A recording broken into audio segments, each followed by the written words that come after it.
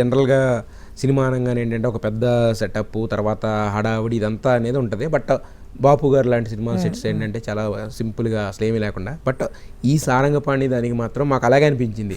ఒక పోస్టర్ వచ్చింది సినిమా త్వరలో స్టార్ట్ అవుతుందని. ఓకే అనుకున్నాం. తర్వాత ఒక షెడ్యూల్ ర్యాప్ అని వచ్చింది. తర్వాత ఫైనల్ ర్యాప్ అని అయిపోయింది ఆ సినిమా అనిపించింది మాకే. అంటే అంత ఎక్కడ జనరల్‌గా అన్ని సినిమాలు చాలా ప్లాన్డ్ గానే జరుగుతాయండి. I have a great team. But this is more planned అంటే ఖచ్చితంగా ఎందుకంటే ఒక కాంపాక్ట్ బడ్జెట్లో చేయాల్సిన సినిమా ఒక టైం ఫ్రేమ్లో చేయాల్సిన సినిమా. ఎందుకంటే దర్శి కూడా ఇప్పుడు చాలా బిజీ అయిపోయాడు. బ్యాక్ టు బ్యాక్ సినిమాలు చేస్తున్నాడు. అండ్ వెన్నెల కిషోర్, హర్ష, భరణి గారు, శ్రీనివాస్ వీళ్ళందరూ కూడా బిజీ యాక్టర్స్ అండి. వెన్నెల కిషోర్ చాక బ్లాక్ ఆయనదైతే ఒక్క డే మిస్ అయిందంటే మీకు. సో నా టీం, నా కో డైరెక్టర్ సురేష్ గారు ఫెంటాస్టిక్ ప్లానర్ ఆయన మా టీం మిగతా వాళ్ళందరూ కూడా చాలా బాగా దాన్ని ప్లాన్ చేశారు. అండ్ ఎన్ని కష్టాలు వచ్చినా ఫాస్ట్గా మేము అధిగమించి మేము అనుకున్న దాని ప్రకారం చేసేయగలిగాం. పార్ట్లీ బికాజ్ నా ప్రతి సినిమా కూడా పూర్తిగా రాస్తాను స్క్రిప్ట్, కాస్ట్ అందరూ కూర్చొని రిహార్సల్ చేస్తాం మేము. చదువుతాం మొత్తం స్క్రిప్ట్ ఒక హోటల్లో ఇలాగే కాన్ఫరెన్స్ రూమ్ తీసుకుని. సో అందరికీ స్పష్టత ఉంటుంది ఎలా అంటే ఒక 1-2% మారుతుందండి. యాక్టర్స్ ఒక ఈ మాట ఇలా అనొచ్చా, ఆ మాట అలా అనొచ్చా, కథనం మారడం సన్నివేశాలు మారడం ఛాన్సే ఉండదు, ప్రసక్తే లేదు.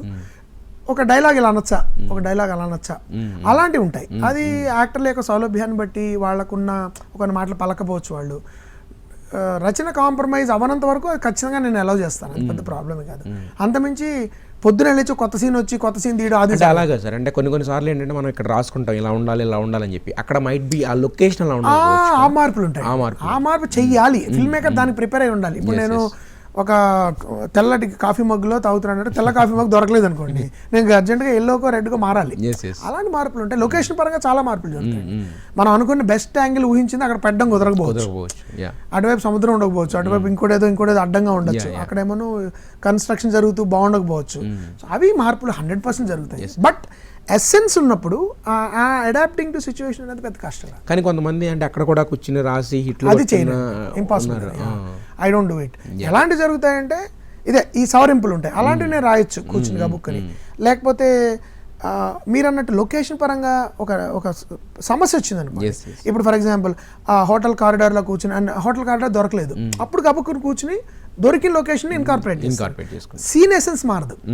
అక్కడ జరగాల్సిన కాన్ఫ్లిక్ట్ ఏదైనా జరగాల్సింది మారకూడదు, అది మారకూడదు. లొకేషన్ మారుతుంది. కాంటెంట్ ఆఫ్ ద సీన్ ఏదైతే ఉందో అది మారకూడదు. కానీ బట్ అప్పుడు నేను గబుక్కని దాన్ని నాకు నా రాజశేఖర్ నా ఎడిని పిలిచేసి టకటక చిన్న మార్పు చేసేస్తాం. అంతేగాని కథనాలు, కథ, మోటివేషన్స్, ఆబ్జెక్టివ్స్ అవి మారవు.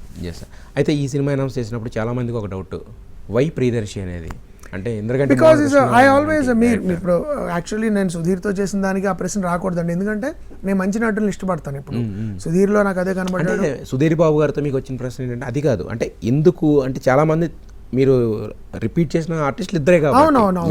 దర్శి ఒకటి పాత్రకి సరిపోయారా లేదా అనేదే ప్రధానమైనది. ఇది సామాన్య మధ్యతరగతి కుర్రాడు, ఎక్కువ స్టార్ ఇమేజ్ ఉండకూడదు. ఇతను సారంగపాణి అన్నట్టే కనబడాలి తెర మీద, అంతేగాని ఈ పలానా యాక్టర్ సారంగపాణి చేస్తున్నాడు రా అన్నట్టు ఉండకూడదు.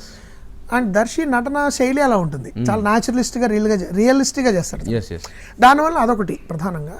చుట్టుపక్కల ఉన్న మనుషులందరూ కూడా వాళ్ళతో జమా జట్టి లాంటి కమీడియన్స్ ఎవరైతే, ఒక పక్కన వెన్నెల కిషోర్ నా ఫేవరెట్ ఫెంటాస్టిక్ యాక్టర్ అతను, ఒక పక్కన హర్ష, భరణి గారు, శ్రీనివాస్ అవసరాల, నరేష్ గారు, తర్వాత శ్రీనివాస్ వడ్లమారన్ ఒక ఆయన వచ్చారు. అందరూ లాంగ్వేజ్ మీద మంచి కమాండ్ ఉన్న నటులు.